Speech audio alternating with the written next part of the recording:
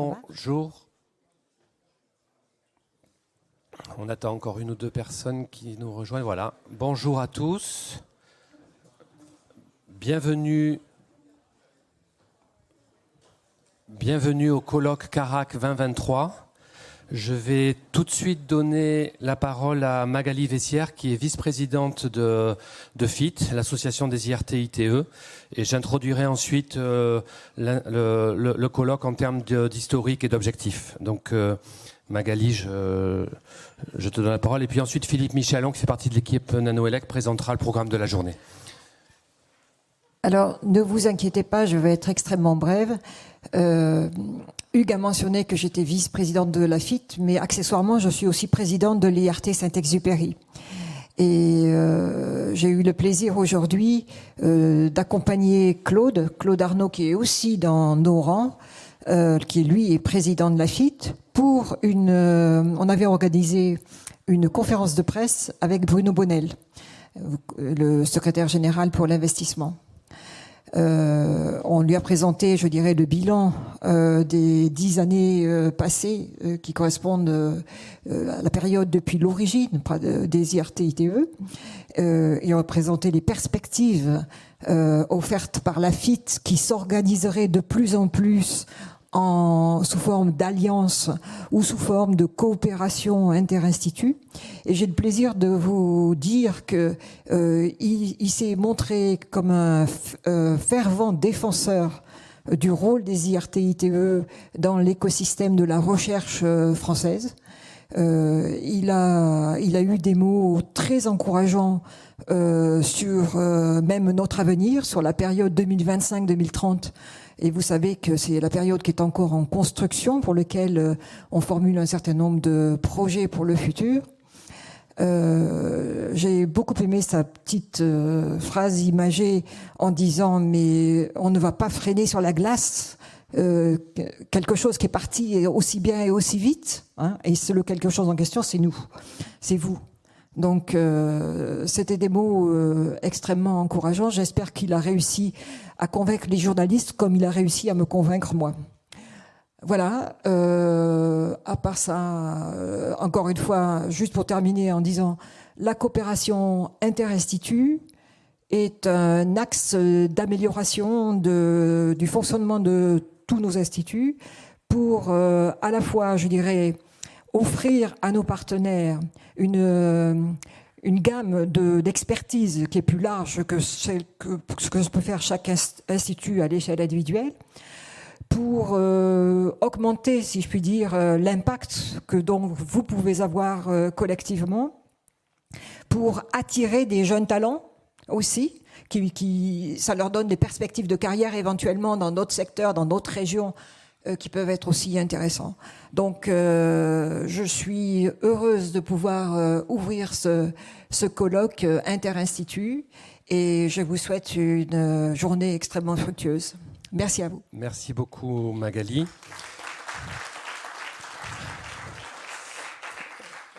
Donc le premier point que je voudrais souligner, c'est que cet événement aujourd'hui est le fruit de deux processus en fait. Le premier, c'est que dans le cadre de l'IRT NanoElec, on a mis en place une plateforme de caractérisation qui s'appuie sur les grands instruments présents sur le campus de Grenoble, en particulier la source de lumière de l'ESRF et puis des sources de neutrons à l'ILL et au CNRS. Et dans ce cadre-là, le programme visait à mettre à disposition de l'industrie électronique, parce qu'on n'oublie pas qu'on est des IRT, des ITE, donc on est au service d'un écosystème industriel, mettre à disposition des industriels un ensemble de compétences d'expertise scientifique pour mieux comprendre la matière, en particulier pour les composants de la filière électronique. Et cet événement, Carac, existe maintenant depuis 10 ans, hein, c'est la 10e, on célèbre la 10e année, et c'était un des éléments de structuration de l'offre pour donner de la visibilité aux industriels de ces plateformes, de ces moyens, de ces compétences. Il y a 18 mois, on était ici déjà avec Saint-Exupéry et avec VDCom, et on faisait le bilan d'un projet qui s'appelait PowerGAN, qui a visé à développer une filière de composants innovants pour la conversion d'énergie. Et à cette occasion-là, Ennio, qui était là puisqu'il a témoigné sur certaines activités autour du GAN, en particulier en termes de caractérisation, avait discuté avec Pierre Moller de l'ANR. Et Pierre nous avait dit, ça serait pas mal que finalement dans le domaine de la carac, on profite qu'il y a de nombreuses plateformes au sein de la FIT pour mettre en avant les liens. Et donc on s'est dit, on se donne comme objectif d'essayer de monter quelque chose en 2023. Et donc nous voilà, on a réussi. Je vais commencer par remercier la mobilisation non seulement de l'équipe de NanoElec, mais aussi de l'IRT Saint-Exupéry, de l'IRT Rayenium, de l'IRT Supergrid, non de l'ITE Supergrid, de l'ITE IPVF et de l'ITE Ines2S. Vous aurez des présentations de chacun d'entre eux au cours de la journée, donc je ne vais pas les présenter plus en détail. C'est le collectif qui a permis de faire cet événement, de montrer qu'en fait on a des plateformes complémentaires et qu'on est capable de servir le dispositif. Donc vous avez l'occasion de rencontrer notre communauté. On a structuré des documents qui présentent un peu l'ensemble des compétences qu'on a. Vous aurez l'occasion aussi de rencontrer des industriels partenaires des IRT ITE. L'objectif pour nous, c'est que vous vous rendriez compte en tant qu'industriel que vous pouvez accéder à un ensemble de plateformes de compétences, d'expertise à travers ces points. Alors Ennio, tu vas te lever, parce que c'est quand même toi qui a organisé cet événement. Vous le verrez intervenir cet après-midi, je crois, autour d'une table ronde. Merci encore.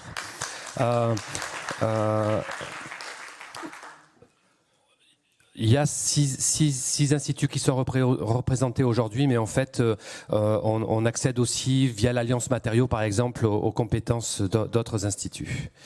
Et je vais donner la parole maintenant à mon adjoint Philippe, qui va présenter rapidement la journée et le programme avant qu'on attaque. Je vais rester sur le côté là. Merci Hugues. Très heureux de vous retrouver ici et d'avoir le plaisir de vous présenter l'agenda pour cette journée consacrée à la caractérisation des matériaux sous l'effigie de FIT. La caractérisation englobe un vaste ensemble de procédés permettant l'évaluation de la structure et les propriétés des matériaux, d'un composant ou d'un système. Elle permet d'appréhender des phénomènes mis en jeu et de construire des modèles prédictifs en termes de fiabilité, d'évolution, de vieillissement et de sécurité. Ainsi, la caractérisation est un processus fondamental, pleinement intégré au développement des matériaux, des composants et des produits. En son absence, toute compréhension approfondie scientifique ou technique d'une démarche d'ingénierie demeure hors d'atteinte. Il faut bien le considérer. Elle est en constante adaptation en fonction des nouvelles problématiques au sein des IRT, telles que le cycle de vie, les secondes vies, les composants ou la prise en compte de nouvelles perturbations. Donc on est sans arrêt en train de l'adapter les uns et les autres. La caractérisation contribue à améliorer les processus de fabrication, de traitement, et mise en œuvre des matériaux et composants pour atteindre des performances optimisées sur l'ensemble de la chaîne de la valeur des produits. Elle implique la mise en œuvre multi-échelle de nombreuses techniques très diverses, inopérando parfois, destructives parfois, puis l'analyse de la matière à l'échelle atomique jusqu'aux systèmes les plus complexes. On fait toute la chaîne de la valeur. N'oublions pas l'importance de la préparation et les conditionnements des échantillons d'études, tout comme la consolidation et l'interprétation des données qui constituent une part prépondérante du travail de caractérisation. La communauté de la caractérisation implique un large spectre d'acteurs industriels en tant qu'utilisateurs finaux, de fabricants d'équipements, de composants, d'institutions de recherche, des organismes technologistes ainsi que des établissements d'enseignement supérieur. Les données de caractérisation guident les chercheurs, les ingénieurs dans l'optimisation des techniques, des architectures qu'ils déploient et les conditions de réalisation associées. Pour l'industrie, elle fournit des données pour garantir le bon fonctionnement et l'analyse des défaillances, la maîtrise de l'empreinte environnementale et les données d'utilisation des produits finaux. Elle contribue à la fiabilisation des procédés industriels, à la confiance et à la crédibilité technologique qu'on peut apporter. De ce fait, la caractérisation est indispensable et pleinement intégrée au développement technologique conduit par les ITE et IRT réunis au sein de l'association FIT. Le colloque CARAC 2023 a pour but de présenter le potentiel des instituts FIT en matière de caractérisation, tant du point de vue des performances des plateformes que de l'excellence des équipes. Au cours de la journée, de nombreux sujets vont être abordés, documentés et présentés au travers d'exemples applicatifs. Permettez-moi de vous présenter ce qui nous attend dans cette journée Carac 2023. Donc là, il faut passer au slide d'après. 10 heures. 10 heures, Abdel Krim Tala Alou, directeur valorisation de l'innovation Ralenium, animera une présentation sur le thème de concevoir des matériaux avancés, caractérisation multi-échelle, caractérisation avancée des modules et des cellules photovoltaïques, analyse de dégradation in operando de cellules PV au rendement, fiabilité des transformateurs de traction pôle ferroviaire. À 11h45, Narciso Corti, responsable du programme nanocaractérisation et méthodologie au CEA, l'ETI, animera une session pour mesurer et garantir la fiabilité des dispositifs et des systèmes. Divers sujets seront présentés, tels que la fiabilité des composants grand gap pour la conversion d'énergie, le diagnostic avancé des batteries pour favoriser leur utilisation en seconde vie, la fiabilité des diélectriques et des isolants, la réutilisation des tire-fonds usagés pour le développement durable et la sécurité, et le SRF se posera la question de comment repousser les limites de caractérisation des matériaux en son sein. À 14h30, Costa Karitidis, professeur à l'Université nationale d'Athènes, nous partagera la feuille de route du Conseil européen pour la caractérisation des matériaux. Cette feuille de route décrit des actions pour répondre aux besoins d'un large éventail d'acteurs dans le domaine de la caractérisation des matériaux et avoir un impact sur les communautés de modélisation et de fabrication des matériaux. À 15h, Ennio Capria, directeur du programme caractérisation à l'IRT Nanoelec, animera une discussion avec son panel d'invités en apportant des éléments de réponse à la question: la caractérisation peut-elle nous faire avancer sur la voie du développement durable? À son tour, à 15h15, Grégory Flandrin, directeur du programme IA pour le système critique à Syntex, et ses invités répondront à la question: comment tirer le meilleur parti des données de caractérisation? À 17h, nos directeurs d'institut, TE et RT, clôtureront la journée en partageant leur point de vue sur les perspectives et enjeux de la caractérisation pour les technologies de demain. Cette journée de caractérisation est ponctuée par des pauses café et bien entendu par un déjeuner autour d'un buffet qui seront des moments privilégiés pour rencontrer, échanger de façon plus intimiste, profiter de ces moments pour que chacun puisse tirer le meilleur parti de cette journée. C'est le moment de rencontre important. Sous le couvert de FIT et de l'ensemble des IRTE ITE associés, nous vous souhaitons une journée riche de découvertes et de rencontres. Merci beaucoup.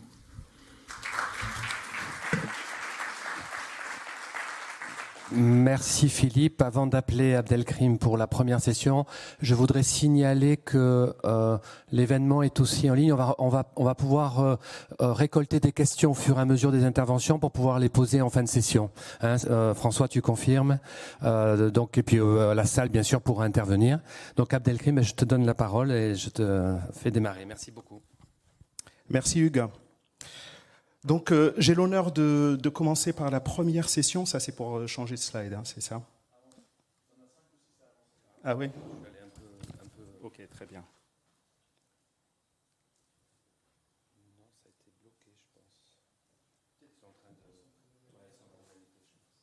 D'accord, ok. Bon, écoutez, je vais faire ma petite introduction.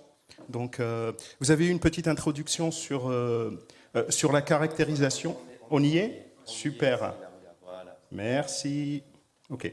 Donc, cette session va s'intéresser à ce qu'on appelle la safety by design, donc faire en sorte d'utiliser la caractérisation pour rendre nos systèmes plus sûrs. Donc, imaginez que vous puissiez voir à l'intérieur des matériaux, des composants ou des systèmes sans les endommager et comprendre comment ils fonctionnent, comment ils réagissent à différents paramètres qui peuvent être la température, la pression, etc.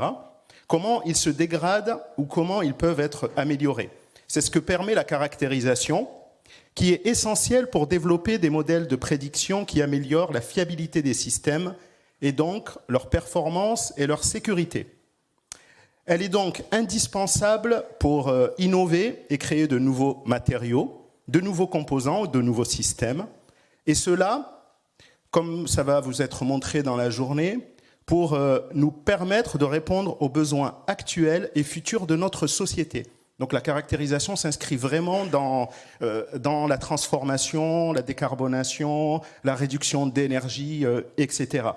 Alors cette session, qu'est-ce qu'on va faire? Dans cette session, on va vous montrer comment la prise en compte des procédés de caractérisation dès la phase de conception, donc on va s'intéresser au cycle de vie, de développement d'un produit, comment cette caractérisation permet de développer des systèmes performants et sûrs.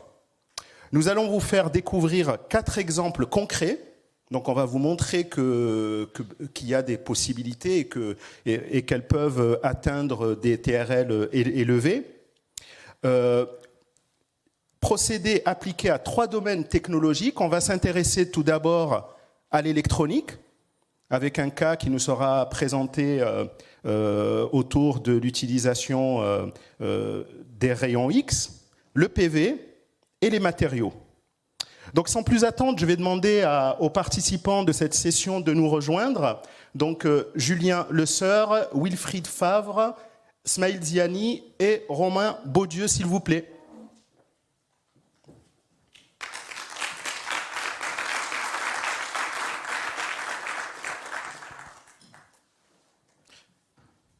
Vous pouvez prendre place, je pense, hein. Ce sera plus convivial.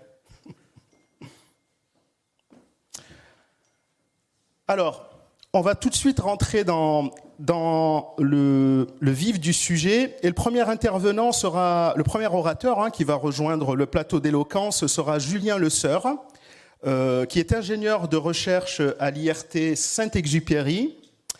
Et Julien, ce qu'il va faire, il va nous dire comment il utilise l'imagerie X pour analyser et comprendre les défaillances de soudure dans une carte électronique, un vaste sujet. Julien, si tu veux bien aller sur le plateau. Merci beaucoup pour l'introduction. Bonjour à tous. Alors effectivement, aujourd'hui, je vais essayer d'aborder avec vous l'imagerie X qui va être appliquée aux matériaux pour l'électronique, et notamment dans le cadre de l'analyse de défaillance de brasures de cartes électroniques, avec comme idée de venir réaliser un monitoring du développement des fissures en cours de vieillissement thermique.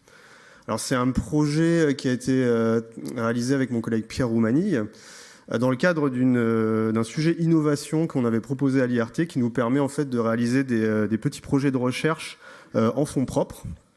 Donc voilà, ça nous permet de pouvoir développer hors grand projet un certain nombre d'éléments.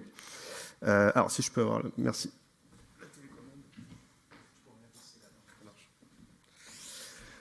Alors, juste quelques mots au niveau de l'IRT Saint-Exupéry. Donc, nous sommes un IRT qui est réparti sur 4 sites. Donc, on a le site de Bordeaux, le site de Toulouse, le site de Sophia Antipolis et une plateforme également à Tarbes.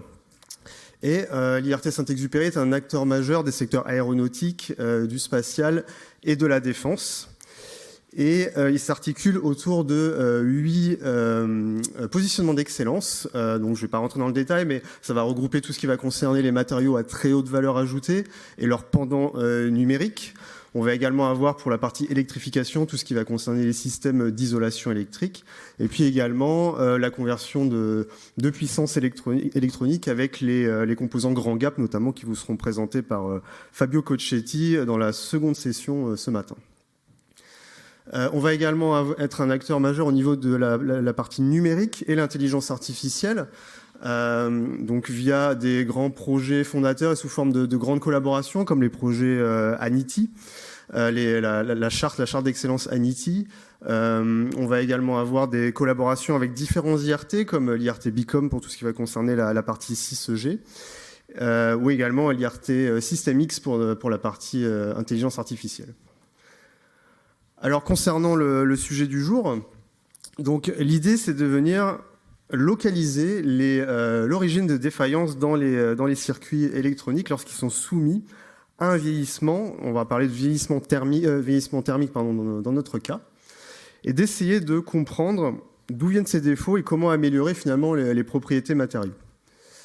Alors, la plupart du temps, quand on réalise de la recherche et de l'analyse de défauts dans les circuits électroniques, quand on travaille sur des cartes électroniques, on réalise un très grand nombre de découpes de ces cartes. On va réaliser des microsections, donc on les soumet à un cycle de vieillissement. On va réaliser ensuite des microsections et des observations microscopiques, que ce soit en microscopie optique, en MEB, en microscopie en transmission.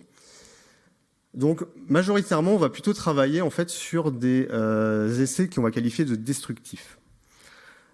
Ce genre d'essai, ça ne permet pas finalement de réaliser des suivis précis des composants de façon individuelle et notamment pour une même carte au cours d'un même cyclage.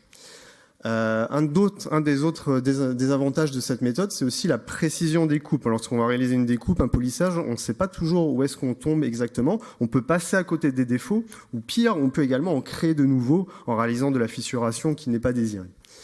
Également, un aspect qui est intéressant aussi, c'est le coût engendré par ce genre d'études, puisque quand on réalise des cyclages complets de nombreuses cartes avec beaucoup de composants, on va être confronté à de nombreuses découpes, et donc ça va dire une destruction de beaucoup de cartes électroniques.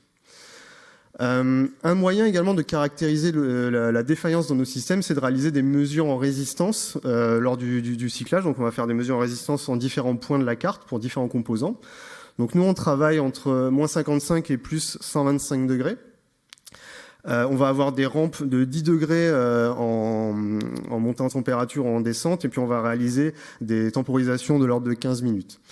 Et l'idée, en fait, c'est que lorsque l'on va rencontrer, en fonction du composant que l'on suit, une défaillance, on va rencontrer une très forte résistance.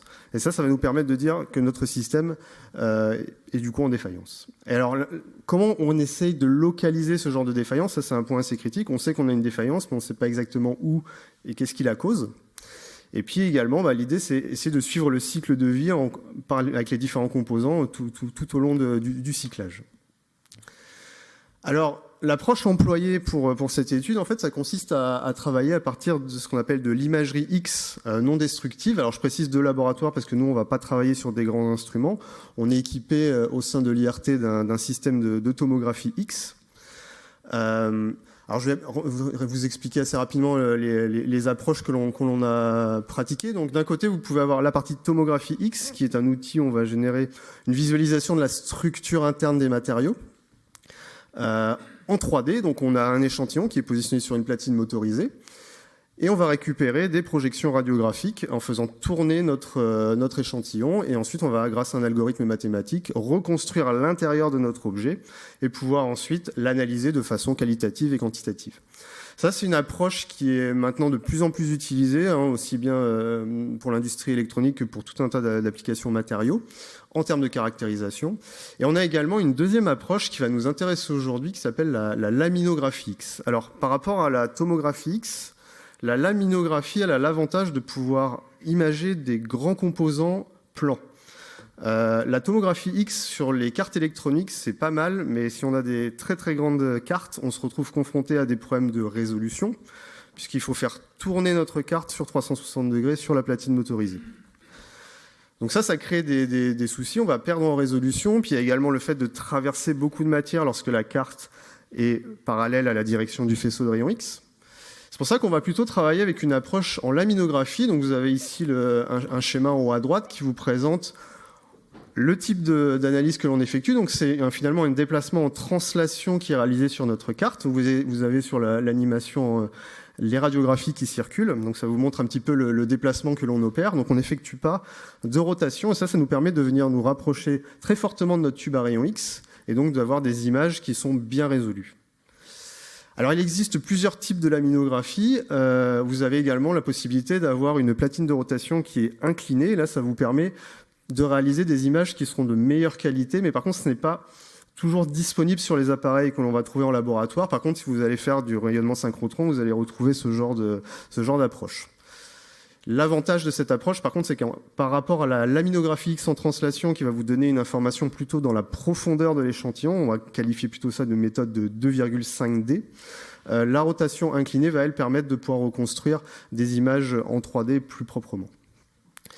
Alors, dans notre cas, je vais vous présenter des éléments concernant la partie laminographie X en translation, et notamment à quoi s'attendre en termes de détection de fissures. Alors, l'idée, c'est de réaliser un premier test préliminaire avec une carte qui a été soumise à notre très nombreux cycles. On est autour des 2500 cycles. À ce niveau-là, on sait que sur les cartes que l'on observe, on a de fortes chances d'avoir fissuré nos matériaux. Alors, on a ce genre de carte électronique là, que vous avez à gauche, et là, on va s'intéresser à un de ces composants qui est le composant QFN. Et donc, on a réalisé une laminographie complète de la carte à une première résolution de 2 micromètres. Alors, donc ici, c'est un zoom sur un tout petit élément du QFN, donc au niveau de la brasure. Donc, c'est une première résolution qu'on a réalisée avec notre système de tomographie.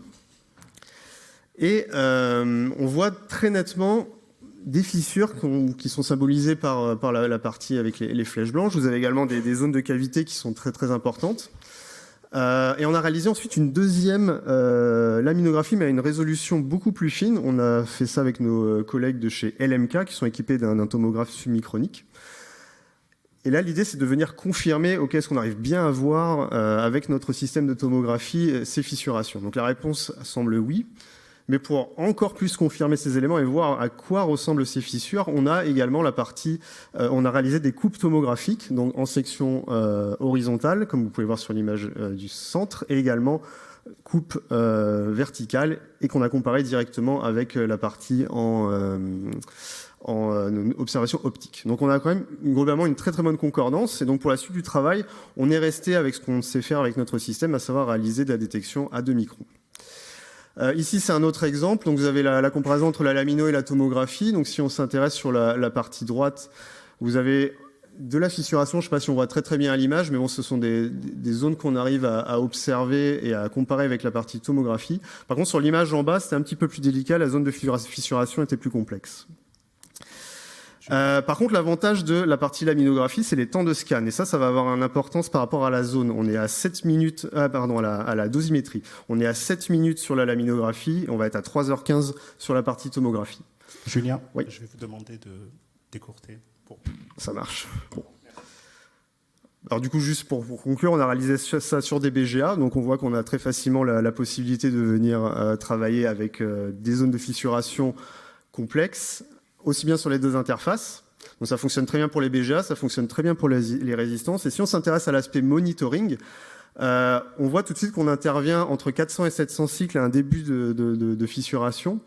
On a des très légères modifications de la géométrie des porosités qui s'accentuent entre 700 et 1100 cycles et qui deviennent très très importants à 1500 cycles, ce qui correspond, si on regarde à notre courbe, à peu près à la zone d'endommagement.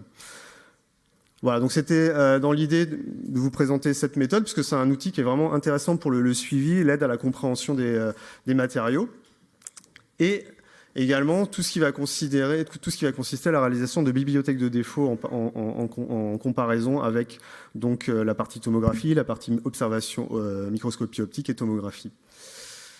Voilà, et également aller vers des modèles de simulation. Merci Julien, désolé pour avoir pressé un peu le temps, mais comme on a un timing assez serré, je vous propose de prendre une question dans la salle ou à des distances et ensuite d'avoir des questions par ailleurs. Donc ceux qui veulent intervenir, lèvent la main. Est-ce que ça marche aussi pour les composants traversants ? Pardon ? Pour les composants traversants ? Est-ce que ça marche aussi ? Parce que... Il faut utiliser des micros parce qu'on a des gens en ligne. On a vu les BGA et puis les composants de surface. Est-ce que c'est valable aussi pour les composants traversants ? C'est-à-dire traversant dans le circuit ? Dans l'axe du circuit imprimé. Alors, c'est plutôt fait pour des choses relativement planes. Donc, il faut voir après, éventuellement, plutôt utiliser de la tomographie. Ça dépend un petit peu de la géométrie de ce qu'on cherche à observer. Okay. Merci.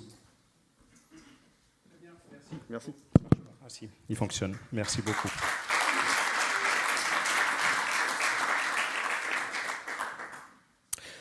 On était dans le domaine de l'électronique, hein, et ce que je vous propose maintenant, c'est de nous intéresser au domaine du photovoltaïque avec Romain Baudeux. Alors Romain, il est ingénieur à EDF et il va nous éclairer sur la manière dont il utilise la plateforme de l'IPVF pour caractériser les cellules photovoltaïques de demain.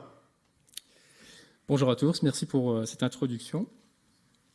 Alors oui, effectivement, aujourd'hui, je vais vous parler de caractérisation avancée pour l'étude des cellules et des modules photovoltaïques.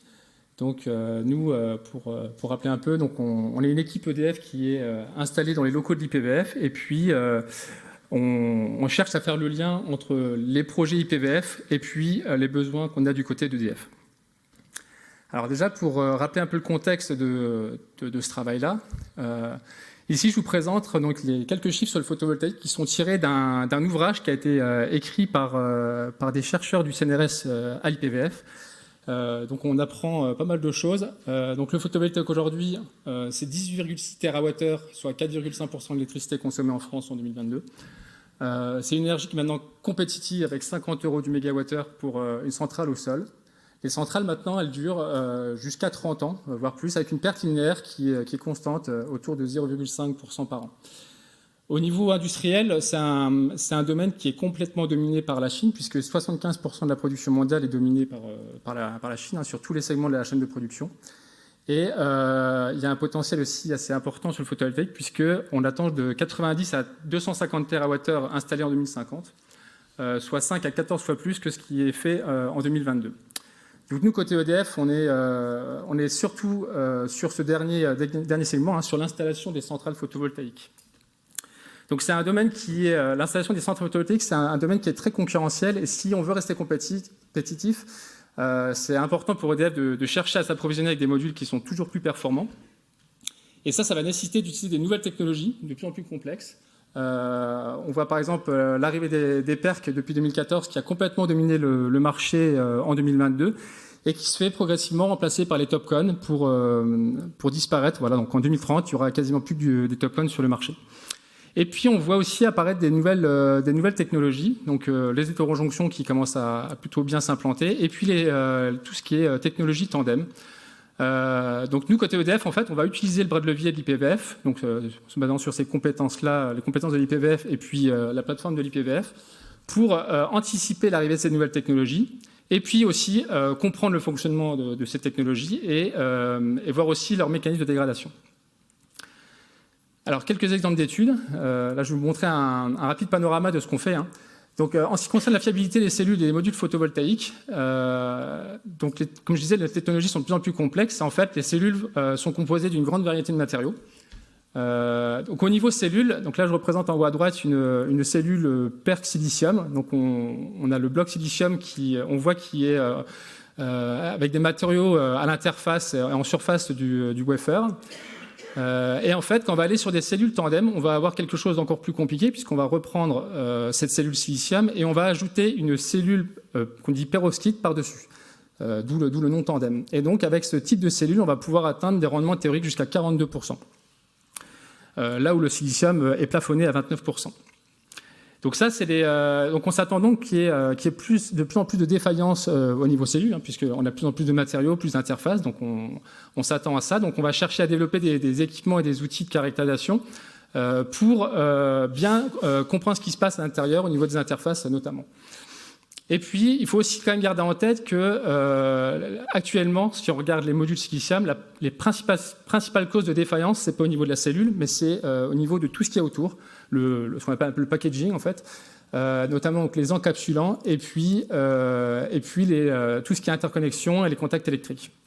Donc il faut non seulement développer des méthodes pour bien caractériser les semi-conducteurs, mais il va aussi falloir avoir des méthodes pluridisciplinaires pour pouvoir caractériser les polymères, donc les encapsulants, les backsheets qui sont en face arrière des modules, et puis les métaux qui composent les interconnexions. Alors voilà, ça c'est un bref aperçu de la plateforme de l'IPVF. Donc là, je montre un peu les équipements un peu clés pour l'analyse des cellules et des modules. Donc en fait, avec ces équipements-là, en fait, on peut faire tout un tas de caractérisations, la composition, la morphologie, les propriétés optiques, les propriétés électriques. Et on va aussi pouvoir analyser toutes les parties des composants, tous les composants, pardon. Donc que ce soit le verre, l'encapsulant, la cellule, les métallisations et les backsheets. Donc là, maintenant, je vais vous montrer un peu quelques exemples d'applications. Là, du côté d'EDF, en fait, on a cherché à faire du contrôle de la qualité des modules. Et donc, on a cherché à qualifier un outil portable. C'est le petit équipement, le petit outil qu'on voit sur la photo, là, dans la main. de spectroscopie infrarouge. Donc l'idée ici, c'était de reprendre cet équipement-là parce que c'est un équipement qui est non destructif. On va pouvoir mesurer directement sur le module sans avoir à faire de la préparation d'échantillons. C'est rapide et c'est bas coût. Et puis côté IPVF, on a donc la spectroscopie Raman, donc ça va nous aider à mieux comprendre ce qu'on fait sur l'analyse infrarouge, parce que c'est une technique qui est très utilisée et qui beaucoup d'études dans la littérature. C'est très précis et c'est robuste. Donc on a mené une étude en fait de comparaison avec une quinzaine de modules comme ça, composés de différents backsheets. Donc on a fait les mesures en spectroscopie Raman, on a établi la base de données et puis on a fait les comparaisons de spectres entre les deux techniques. Voilà, donc on a pu mettre en place une base de données grâce aux équipements de l'IPVF. Un autre exemple d'étude, c'est sur les mécanismes de dégradation des modules. Là où on essaie justement de faire des analyses à différentes échelles pour vraiment remonter aux causes de la dégradation. Et donc pour cela, en fait, on utilise les différents équipements de la plateforme donc de l'IPVF, mais aussi d'EDF, parce que côté EDF, on est surtout équipé pour les modules. Donc les analyses des modules à EDF le but, c'est de tester en enceinte climatique, de faire des tests de vieillissement accéléré en enceinte climatique pour révéler des défauts. Ensuite, c'est de mesurer les performances électriques en caractéristiques courant tension, faire les mesures de performance. Et puis, on va faire de l'imagerie sur module, donc des modules qui font 2 mètres, 2 mètres carrés, pour révéler des signatures de dégradation. Ensuite, on va utiliser les équipements de la plateforme de l'IPVF pour faire échantillonner ces modules-là. Puis, on va avoir accès à d'autres techniques qui vont permettre de caractériser les échantillons, notamment toutes les techniques de luminescence donc qui sont sans contact. Et puis on va aller encore plus loin, on va aller jusqu'à l'échelle nanométrique pour aller mesurer donc des effets de dégradation par microscopie électronique. Donc là, sur cet exemple, je montre par exemple qu'on a pu mettre en évidence le sodium, qui est la cause des petites taches noires qu'on voit sur les modules. Un autre exemple aussi d'études qu'on mène à l'IPVF, c'est le développement d'une technique d'imagerie quantitative. Donc de la même façon, on fait de l'image des cellules. Et puis l'idée là, c'est de faire varier en fait en tension la mesure. Donc ça nous donne des images à différentes tensions. Et à partir de là, on peut faire de la reconstruction de caractéristiques courant tension en chaque pixel de l'image. Donc on a appliqué cette méthode-là sur des cellules silicium de taille wafer. Et on a fait des comparaisons, donc c'est la figure qui est en bas à droite, entre ce qu'on obtient donc avec cette technique d'électroluminescence en fonction de la tension, et puis les études au simulateur solaire. Et donc on voit qu'on a une bonne correspondance entre les deux. Et donc ça permet vraiment d'avoir des corrélations entre l'échelle macro, finalement, à l'échelle wafer dans ce cas-là, et puis vraiment ce qui se passe à l'échelle microscopique. Alors maintenant, je vais vous montrer quelques exemples d'études qu'on mène à l'IPVF. Sur les technologies perovskites. Notamment, on a un projet de fabrication du côté de l'IPVF qui nous permet d'avoir des connaissances assez poussées sur les procédés de fabrication, les architectures. Donc là, je montre en haut, c'est la cellule du dessus d'une tandem, finalement, la cellule perovskite. Et ce qu'on va faire, c'est qu'on va faire des tests de mini-modules en conditions réelles. Donc on fait appel à la plateforme du CIRTA, qui est à Polytechnique, qui est bien équipée d'un point de vue instrumentation pour l'analyse de l'atmosphère. On va faire des mesures de performance en temps réel et puis on va aussi mettre en place des tests normalisés pour pouvoir faire des comparaisons avec les autres laboratoires. Dernière étude ici, donc pareil, c'est une étude qu'on mène à l'IPVF sur l'identification des modes de dégradation des technologies perovskites. Donc là, par contre, on utilise la modélisation pour aller beaucoup plus loin dans l'analyse et donc on va prendre en compte l'architecture des cellules. Et ce qu'on va faire, c'est qu'on va générer des caractéristiques courant tension en fonction des paramètres matériaux. Et ensuite, on va pouvoir faire finalement suivre des chemins de dégradation de ces paramètres matériaux. Ensuite, on va faire une corrélation avec l'expérience, et puis on va pouvoir comparer et connaître le chemin de dégradation pour une certaine dégradation. Donc pour conclure, donc là je vous ai montré un panel d'outils de caractérisation qu'on a à l'IPVF et aussi comment ils contribuent aux besoins d'EDF sur les modules silicium, donc sur des échantillons modules de silicium, l'évaluation des technologies perovskites, et puis en perspective, donc on va aller de plus en plus maintenant sur on souhaite en tout cas aller sur des modules tandem, donc des modules donc vraiment de plus grande taille. Et parce qu'on voit émerger finalement des collaborations déjà de l'IPVF avec Voltec pour industrialiser ces technologies-là à l'avenir. Et puis on commence à voir aussi au niveau international la fabrication des premiers modules et on commence à avoir des études sur des modules tandem de grande taille. Voilà, merci pour votre attention.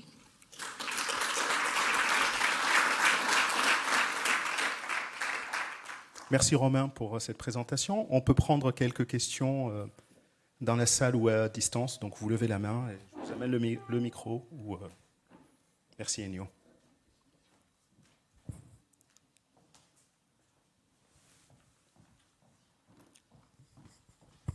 Merci pour la présentation. Est-ce que vous pouvez nous en dire plus sur la manière dont vous utilisez les résultats pour améliorer les processus de fabrication ensuite? Est-ce qu'il y a un processus qui a déjà été mis en place ou est-ce que c'est dans les analyses futures? En fait, c'est vraiment là c'est du côté de l'IPVF. On a un projet vraiment sur la fabrication et on a aussi un projet de caractérisation et modélisation. Et donc il y a vraiment des échanges entre les deux qui se fait vraiment au niveau de l'IPVF. D'autres questions? Non? Très bien. Merci Romain.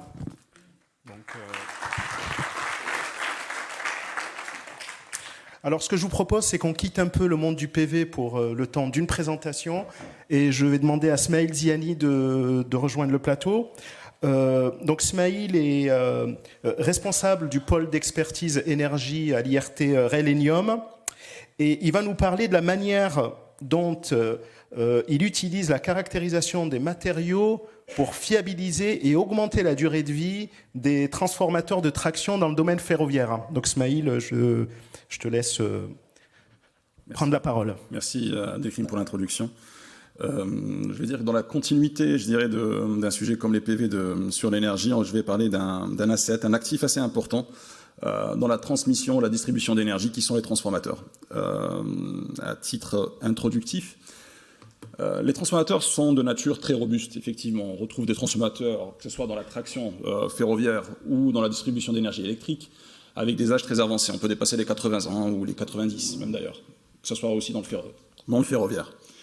Ce qui est intéressant, c'est que vous allez me dire pourquoi on a besoin de caractérisation ou pourquoi on a besoin de diagnostiquer ce genre d'actifs. La problématique étant qu'ils sont clés dans la distribution et une panne de ce genre ou ce type d'actifs est extrêmement, je dirais, néfaste dans le ferroviaire ou que ce soit dans d'autres domaines. Dans la continuité, je dirais, de l'introduction, pourquoi on va le faire, effectivement? Pourquoi on fait cette caractérisation des matériaux isolants au niveau des transformateurs et pourquoi on s'y intéresse? Malheureusement, il y a une absence assez forte et assez importante de lois de caractérisation des transformateurs et de leur vieillissement. Ça, c'est la première chose. On a un trafic qui augmente de plus en plus au niveau du ferroviaire, donc ils sont encore plus sollicités. Et aussi, il faut savoir que les technologies utilisées maintenant au niveau des transformateurs ont pas mal évolué. Et je dirais que les anciens transformateurs étaient bien plus robustes que ce qu'on retrouve maintenant dans les dernières technologies. D'un point de vue objectif, le premier objectif est vraiment le plus important étant de se dire qu'on essaie de déterminer la durée de vie résiduelle des transformateurs, se dire combien de temps il reste à ce transformateur-là, est-ce qu'il faut le remplacer, est-ce qu'il faut faire une maintenance dessus ou pas. La première étape, je dirais, de ce genre de sujet, en collaboration avec SNCF Réseau sur leurs transformateurs, c'est de se dire comment on pourrait imaginer de développer un outil diagnostique dans un premier temps, puis aller plus loin sur des états de santé, la détermination de l'état de santé, et de développer globalement un outil, je dirais, global de maintenance. On peut aller jusqu'à la maintenance prédictive sur ce genre d'outil. Les problématiques ou les challenges par rapport à ce genre de solutions, c'est que nous sommes sur un parc très hétérogène. Nous ne sommes pas sur des transformateurs classiques de distribution. Nous aurons de différents niveaux de tension, primaire et secondaire des transformateurs. Nous retrouvons aussi différents types de technologies. Donc dans le ferroviaire, vous le savez, donc on est sur des réseaux alternatifs 25 kV ou bien du 1500 et dans certains plus exotiques sur du 850, 750 volts continu. Et donc, nous retrouvons différents types d'architecture, de technologies. Et donc, la difficulté de retrouver une approche synthétique et globale pour répondre à ce genre de challenge est assez difficile. Je passe maintenant un peu pour expliquer un petit peu, introduire un peu les données que nous utilisons. Nous utilisons des données d'SNCF Réseau qui sont assez intéressantes d'un point de vue volume de données. Donc, nous avons plus de 10 ans de données issues de SNCF Réseau. Néanmoins, Il faut savoir que les analyses faites des échantillons d'huile sur les transformateurs ne se font pas tous les jours. On a peu de monitoring sur ce genre d'actifs. Nous sommes plus sur aller chercher des échantillons d'huile pour regarder un peu ce qui se passe à l'intérieur. Et donc, nous avons deux types de données. Nous avons les données issues des gaz dissous qui vont avoir une signature par rapport à un événement qui s'est passé dans le transformateur, mais aussi la qualité de l'huile, qui est une approche un peu plus classique, je vais dire. On va regarder un petit peu ce qui se passe au niveau de l'humidité, de la quantité d'eau qui se trouve dans le transformateur. On va regarder aussi le niveau d'acidité des transformateurs, mais bien évidemment des paramètres un peu plus classiques où on parle de rigidité électrique. Maintenant, je vais essayer de parler un peu des méthodes que nous utilisons au côté Ralenium. Donc, on va utiliser des approches assez classiques, existantes, mais on va essayer de retrouver la méthode la plus robuste qui va répondre au mieux à la problématique ferroviaire des transformateurs. Donc, comme je l'ai dit auparavant, on va parler de DGA, donc de gaz dissous au niveau des transformateurs. On va essayer de voir leur signature, par quoi ça se traduit. On va parler bien évidemment aussi du papier, parce que c'est un sujet clé au niveau des transformateurs pour comprendre ce qui se passe, mais aussi plus classiquement des fluides. Alors, pour les gaz dissous, effectivement, il y a différents types de gaz. On peut parler de H2, de C2H6, du CH4, etc. Et ils ont différentes traductions, différentes interprétations par rapport à leurs défauts. On va voir un peu plus tard quelle est l'approche la plus robuste qui permet d'avoir un diagnostic sur les transformateurs de traction au niveau du ferroviaire. Donc, je passe assez rapidement sur cela. Donc, voilà. Il y a différents types d'approches, effectivement, et nous on va se concentrer plutôt sur les approches graphiques, et je vais le montrer un peu plus tard pourquoi. Donc les approches graphiques ont différents types de codes défauts. Elles peuvent être utilisées pour le diagnostic, mais aussi pour l'état de santé et le vieillissement. Donc on a les défauts plutôt thermiques, ou avec différents niveaux de température, les T1, T2, T3, mais aussi les défauts plutôt avec une forte énergie, comme les D1 et D2. Et chacun des défauts, je dirais dernièrement, ont été classifiés par rapport à leur énergie. Donc on a un classement qui va de T1 jusqu'à D2. Et leur impact est plutôt différent. Donc les défauts plutôt énergie haute, type D1, D2, auront un impact fort sur des pannes, je dirais ponctuelles. Les transformateurs n'auront pas un impact important sur leur vieillissement, mais les défauts type thermique, comme les T2 et surtout les T3, s'ils durent, ce type de défauts vont avoir un impact assez important sur l'isolant des transformateurs et donc sur leur vieillissement. Donc différentes méthodes ont été appliquées dans le cadre de la collaboration avec SNCF Réseau, donc différents types d'approches type DGA, analyse des gaz dissous. Et on a essayé, je dirais, d'analyser au mieux les résultats sur un nombre assez élevé. On dépasse les 6000 rapports sur des données historiques de plus de 10 ans. Et la conclusion qui a été la plus intéressante, c'est que les méthodes type graphique, type Duval, qui utilisent le triangle du Duval, étaient les plus efficaces, qui permettaient d'avoir un résultat plutôt robuste par rapport à ces transformateurs-là, où il y a une forte variété, une certaine hétérogénéité par rapport aux différents transformateurs existants sur le parc français. Donc ici, on va prendre un cas d'usage assez spécifique, un exemple, sur un transformateur type 25 kV, 50 Hz, où on a retrouvé différents types de défauts. Là, on a un historique de défauts sur une dizaine d'années. Donc, on retrouve effectivement différentes valeurs du triangle de Duval. Donc, on le voit sur la gauche. Donc, on commence par un défaut classique thermique T2 et ça commence à augmenter jusqu'à atteindre des défauts assez élevés de type D2 avec une énergie assez forte qui a engendré en juillet 2021 une panne assez importante. Et je vais rentrer un peu plus dans le détail par rapport aux autres méthodes que nous proposons. Là, on est vraiment sur du diagnostic et non sur de l'état de santé. Ici, on va parler un petit peu aussi des autres méthodes type, je dirais, analyse de l'huile. Donc, effectivement, on utilise aussi ces types d'indicateurs complémentaires par rapport au diagnostic et pour aussi développer des méthodes d'état de santé. Et donc, assez rapidement, donc voilà.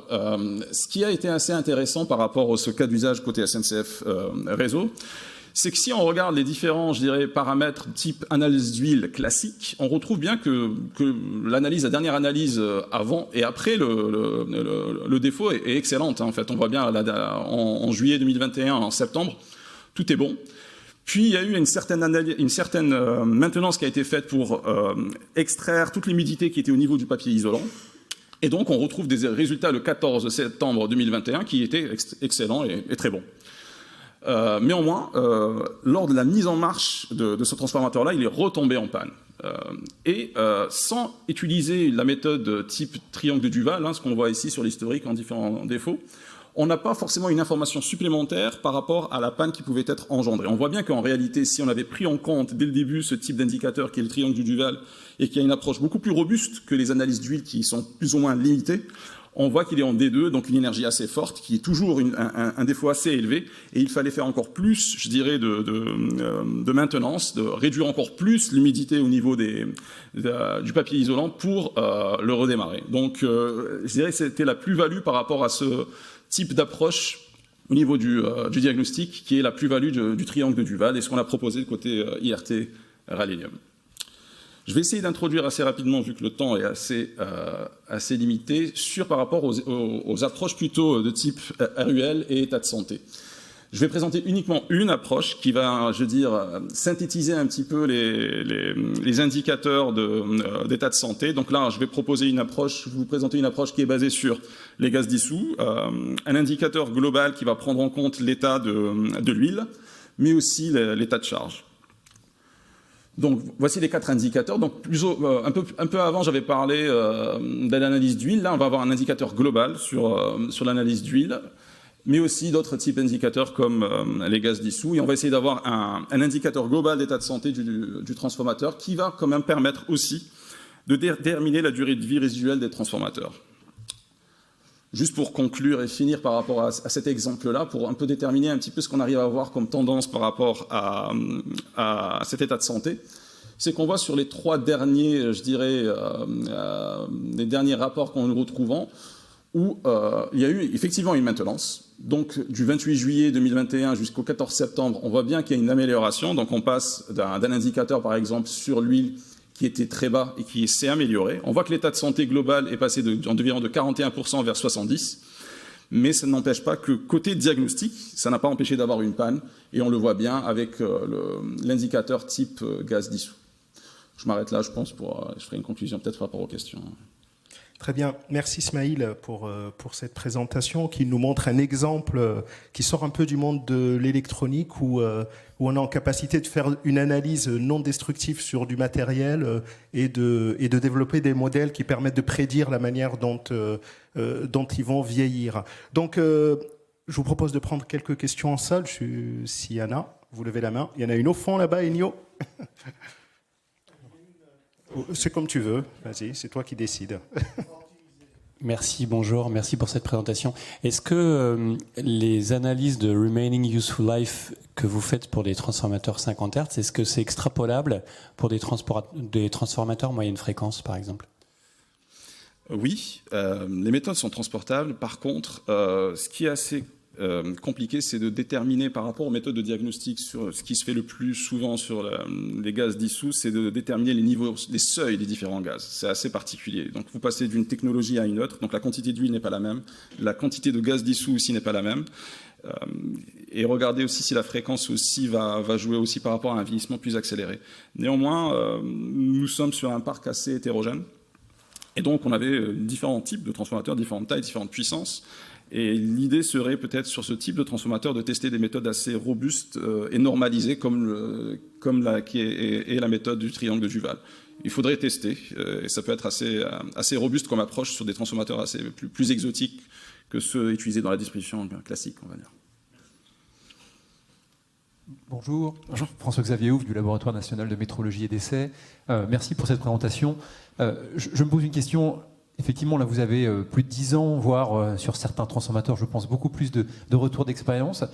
Quelle utilité vous faites des données dont vous disposez pour développer de nouveaux types de transformateurs, de nouvelles technologies, pour améliorer les technologies ?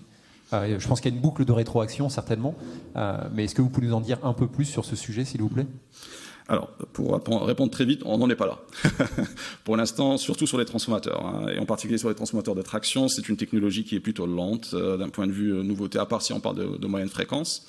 Néanmoins, on peut faire un retour d'expérience. Ce qui se passe en réalité, et en particulier dans le ferroviaire, c'est que sur les transformateurs, je dirais les plus anciens, première partie du XXe siècle, type réseau 1500, où on faisait du dimensionnement, je dirais, sur une feuille, on était assez large. Donc peu de problèmes sur ces transformateurs-là. Bizarrement, on va dire que c'est pas le premier réflexe qu'on devrait avoir. Et donc c'est les plus robustes. Donc on fait peu d'analyse dessus. Néanmoins, les transformateurs qui sont arrivés avec avec un dimensionnement, je dirais, par la modélisation, par les éléments finis, par quelque chose de plus fin, on a bien plus de problématiques. Donc dès qu'on arrive à des transformateurs qui ont commencé dans les années 90, 2000, il y a énormément de problématiques. Donc souvent, le REX, c'est de supprimer une protection ou certaines choses qui vont améliorer le fonctionnement global du transformateur, mais on n'est pas encore dans le nouveau design de transformateur avec des REX, je dirais, d'état de santé ou ce genre de choses. Mais néanmoins, c'est malheureusement les transformateurs les plus récents, si je puis dire, qui ont plus de problématiques, malheureusement, dans le réseau SNCF. Très bien. Est-ce qu'il y a une autre question? C'est bon? OK. Merci Ismaïl pour la présentation.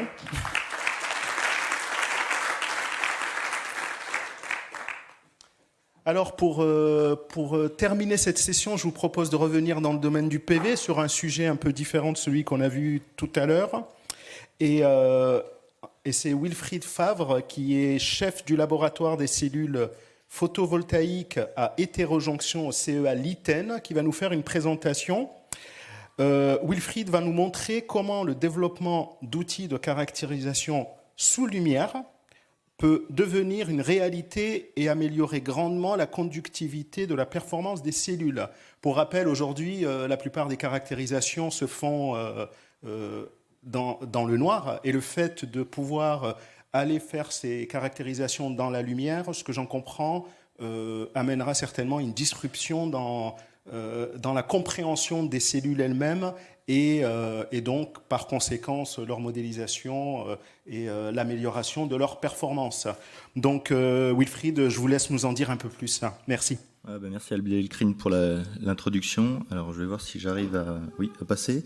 Il n'y a pas de pointeur là-dessus, donc je vous guiderai s'il y a besoin.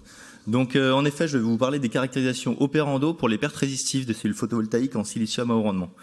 Donc, je vais essayer de vous dire un petit peu ce qui se cache derrière. Alors, heureusement, j'ai Romain qui est passé avant moi et qui a pu faire aussi un petit peu d'introduction sur le domaine du photovoltaïque.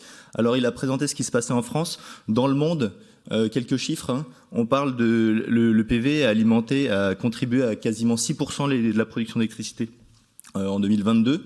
Et on parle de progression. Si vous voyez actuellement, on voit un marché qui est à plus de 230 milliards de dollars dans l'année 2022. Et puis des productions massives de modules qui viennent majoritairement de Chine. Et on voit des prévisions, si vous regardez la courbe à droite, là, c'est les prévisions de production annuelle de panneaux photovoltaïques dans les années à venir. Donc on a 230 gigawatts par an en 2022 et on devrait doubler en quelques années encore et voire aller au-delà les gens du domaine parlent du terawatt d'ici 2030. Alors, pour parler aussi un petit peu d'électricité photovoltaïque, elle est produite à partir de l'énergie solaire qui est distribuée de manière inhomogène sur la surface du globe. Ça dépend en plus aussi de la période de l'année. Et donc, les modules actuellement, ils sont faits pour être optimisés dans les conditions 1000 watts par mètre carré et 25 degrés Celsius. Donc, c'est conditions standards de test. Et donc, la majorité des modules vont être flashés dans ces conditions-là. Et on va aller chercher le rendement dans ces conditions-là et on va les installer un peu où on veut. Voilà. Donc, c'est pas dit qu'ils se comportent de la même façon partout.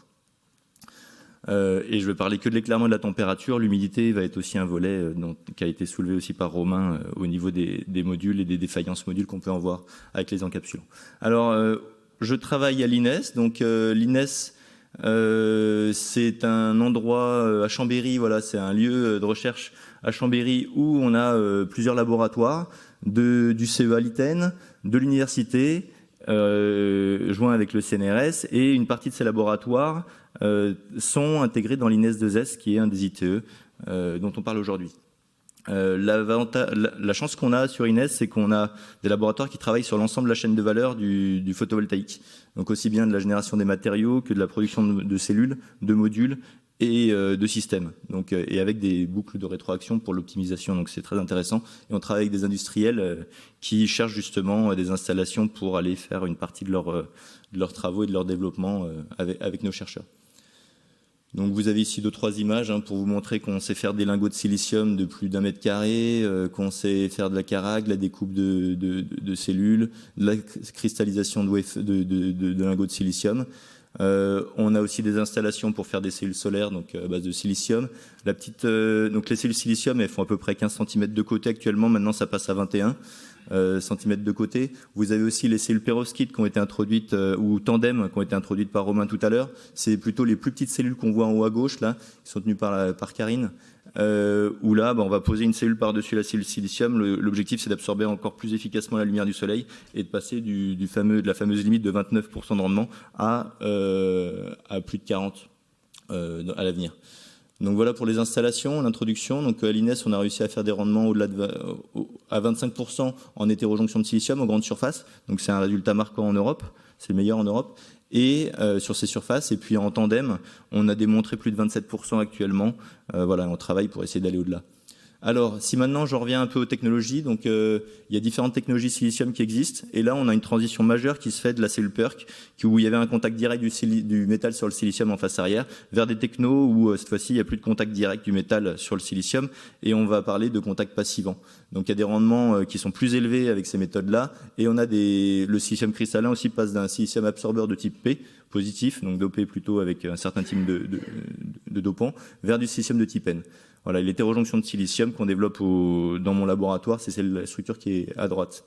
Et les deux technos présentés à droite, TOPCon et hétérojonction, démontrent actuellement au laboratoire des rendements de plus de 26%. Donc voilà, ça sera les technos qui vont prendre le pas dans les prochaines années. Donc maintenant, si on en revient aux pertes résistives, une cellule solaire, je vous ai dit, elle est qualifiée à 25 degrés Celsius, 1000 watts par mètre carré, et puis on va avoir des courbes courant tension. Et ce qu'on voit, c'est que le facteur de forme, qui est le facteur qui permet de voir un peu l'idéalité, ou en tout cas qui donne une idée sur les pertes résistives dans la cellule, va être complètement impacté par les résistances sériques qu'on va avoir dans le dispositif, et ces résistances sériques vont dépendre des interfaces et des matériaux eux-mêmes. Donc il faut essayer de minimiser les pertes résistives si on veut aller vers du très haut rendement.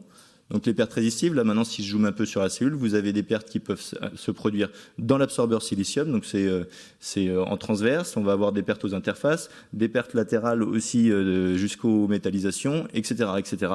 Donc on a des modèles théoriques qui permettent d'essayer de modéliser tout ça, mais voilà, il y a un nombre de mécanismes à l'œuvre qui est assez élevé, et donc voilà, on n'est pas toujours à l'aise pour aller identifier quelle est l'interface limitante, etc. Donc on essaie de développer des outils pour faire ça. Là, je donne l'exemple, par exemple, de comment on peut varier la conductivité dans le silicium cristallin sous lumière. Donc en fonction en fonction du niveau d'injection de porteur. Donc sous lumière, ou quand on change sa température, le wafer de silicium, quand il est passivé par des couches silicium amorphe hydrogénées ou d'autres types qui permettent de faire de passiver le silicium, donc en tout cas d'atteindre des très hautes tensions, on va voir sa conductivité qui va varier sous éclairement. Et vous avez ici dans la courbe l'exemple à gauche que sous obscurité, le silicium il va faire 1 ohm centimètre en résistivité, et dès qu'on va l'éclairer, on peut aller même jusqu'à diviser par 2 sa conductivité. Donc ça veut dire que selon l'éclairement qu'on va imposer ou la température, on va pouvoir varier sa conductivité. Donc maintenant, si on essaye de retranscrire ça sur la cellule solaire et comment elle va se comporter, eh bien on a besoin d'avoir l'influence thermique et de la lumière sur chacune des interfaces et des composants qui la constituent. D'où l'intérêt d'avoir des outils de caractérisation opérando pour évaluer les pertes résistives.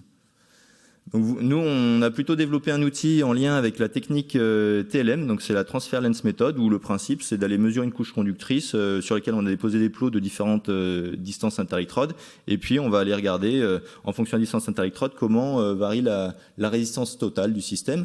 Et donc quand on prend la pente, ça nous donne une information sur la résistivité de la couche conductrice, et puis quand on va prendre l'intersection à l'origine, eh bien on va avoir une information sur la résistance de contact entre les électrodes et la couche.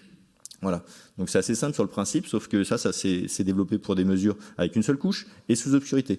Donc dès qu'on veut faire un petit peu sous lumière ou avec des couches type cellule solaire, eh bien on va commencer à avoir des multicouches, on va devoir développer des véhicules de test dédiés pour pouvoir limiter la conduction dans une seule couche en latérale, pour que le courant suive bien le sens la direction des flèches. Voilà, et on va varier la distance interélectrode de la même manière. Ce qui se passe sur ces véhicules de test dédiés, c'est que si jamais on a des dégradations des interfaces, eh bien on va avoir des modifications du contact, et donc ça va commencer à avoir des problèmes. Donc on doit vraiment apporter un soin méticuleux à tous ces véhicules de test. Et puis, bah voilà, dans la littérature, les mesures sont surtout faites à l'obscurité. Et si on s'amuse aussi à varier la température, eh ben on peut essayer d'aller étudier un petit peu les mécanismes de transport aux interfaces, voir un peu lesquelles limites. Donc voilà l'outil qu'on a développé. Donc ça, c'est un financement qui a été fourni par un financement interne CEA. Donc pour développer cet outil, alors donc l'idée, c'est d'aller faire des mesures donc TLM en automatique. On va poser un échantillon sur lequel ce véhicule de test là, on va prendre des électrodes comme on peut voir sur l'image en bas à droite. Et là, l'intérêt, c'est qu'il va être posé sur une vitre qui est elle-même donc intégrée dans un socle qui peut changer de température. Donc on peut la varier entre l'ambiante et 70 degrés Celsius. Et on a un simulateur solaire en dessous. Donc à travers la vitre, on peut éclairer. Et donc les contacts, eux, en face avant, auraient ombragé les composants, donc en éclairant par l'arrière, on peut absorber de la lumière et le silicium va se trouver dans des conditions d'éclairement désirées. Donc on peut varier l'éclairement entre l'obscurité et puis 1000 watts par mètre carré. On a une source lumineuse avec des LED et on peut s'amuser aussi à varier un peu le spectre lumineux. Voilà, donc ça se fait automatiquement. Et donc voilà le type de courbe qu'on va obtenir. Donc vous avez en haut à gauche la résistance de couche de la cellule silicium, par exemple de l'absorbeur silicium. Et on voit qu'entre un éclairement de 0% jusqu'à 100%, on a sa résistance de couche qui varie fortement. Et la température aussi a un petit effet. Si maintenant on regarde la résistivité de contact, eh bien on voit que la température a un effet encore plus élevé, au moins pour ce contact-là, et l'éclairement également. Donc maintenant l'idée c'est d'aller se voir dans les conditions de fonctionnement de la cellule. Pmax, donc généralement c'est même un niveau d'injection qui est un peu plus bas que l'équivalent de ce qu'on a sous un soleil en circuit ouvert, et donc on va aller s'amuser à triturer tout ça. On combine aussi ces relevés avec un outil de modélisation des cellules photovoltaïques en silicium, et on est capable d'aller essayer de sortir un Pareto des pertes avec un camembert là, donc je vous ai présenté ici, qui vous montre que dans les cellules à hétérojonction actuellement développées au laboratoire, on a encore quasiment 37% des pertes résistives qui sont liées au contact entre le TCO et le silicium, l'absorbeur silicium, et après on a des pertes résistives en latéral. Donc c'est celles sur lesquelles on essaye de travailler. Donc voilà, on a la possibilité de quantifier l'impact de l'éclairement et de la température sur le productible du composant. Et l'idée, c'est d'optimiser aussi les procédés de fabrication des dispositifs pour un meilleur productible dans la région de l'installation. Bon, là, le chemin est encore un peu plus long. Voilà. Et donc, je pense que je vais passer très vite là-dessus, mais c'était plus pour dire qu'on est en train de travailler sur une optimisation, une évolution de l'équipement pour aller voir aussi des phénomènes qui se passent localement à l'échelle du dispositif, où là vous voyez qu'une cellule solaire, elle a des défauts qu'on peut révéler par photoluminescence, qui sont liés généralement au transport sur les courroies, ou etc., dans les lignes de fabrication. Et donc on a corrélé ça aux pertes de rendement, et on essaye d'aller voir, corréler les pertes résistives avec ces pertes observées par photoluminescence. Donc voilà, un petit peu pour l'outil dont j'ai parlé. Et puis on vous attend dans le corner Inès 2S aussi pendant les pauses pour la suite des échanges. Et puis voilà, je vous remercie à tous. Merci Wilfried. Présentation très intéressante. Alors, je vais commencer par donner la parole aux personnes qui sont à distance, et je vais donc appeler Marine Giraud pour les 2 questions en ligne. Oui, merci beaucoup de nous donner la parole. Donc, je suis effectivement le porte-voix des personnes qui sont connectées à distance dans la salle virtuelle, et on a des questions pour chacun des intervenants. Alors, la première question qui va s'afficher à votre écran est pour Romain Baudeux. Et la question est, quelles ressources et moyens de calcul mobilisez-vous pour vos modélisations?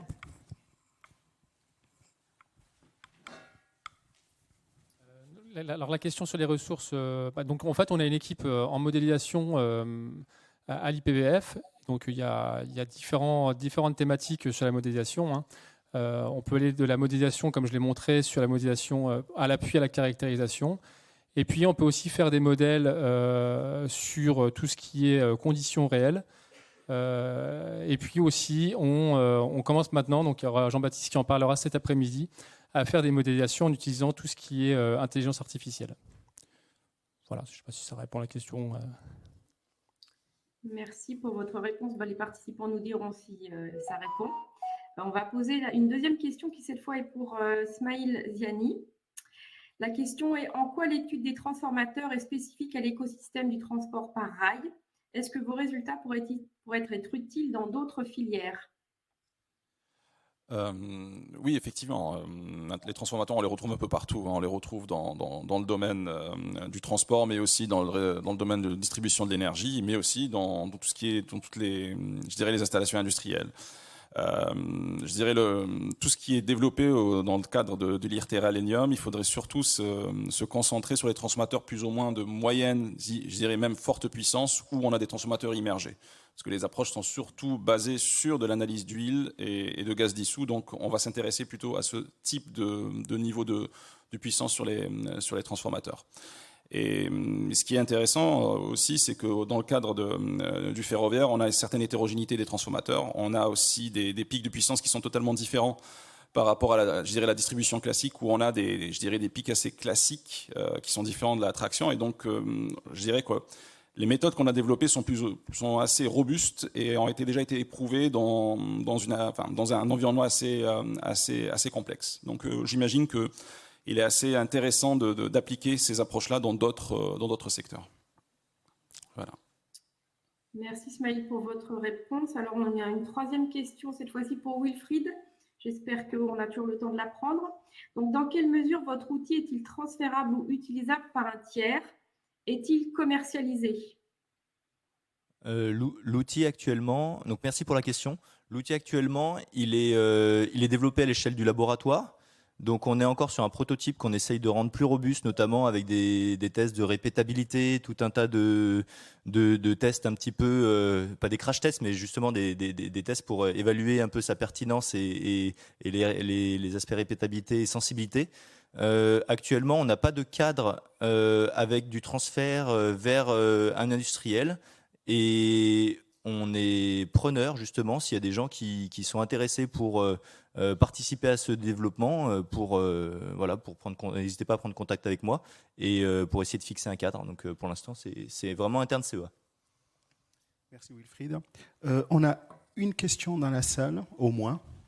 Donc, moi, c'est une question pour Wilfried, en fait, c'est deux questions. La première est plus personnelle et la seconde est d'usage plus global. La première, c'est on voit que c'est un bel outil, hein, merci beaucoup pour ça, mais qui est plus dédié pour les températures qui sont au-dessus de la température ambiante. Moi, j'utilise le PV aussi pour mon chauffage, et c'est plutôt le contraire qui se passe.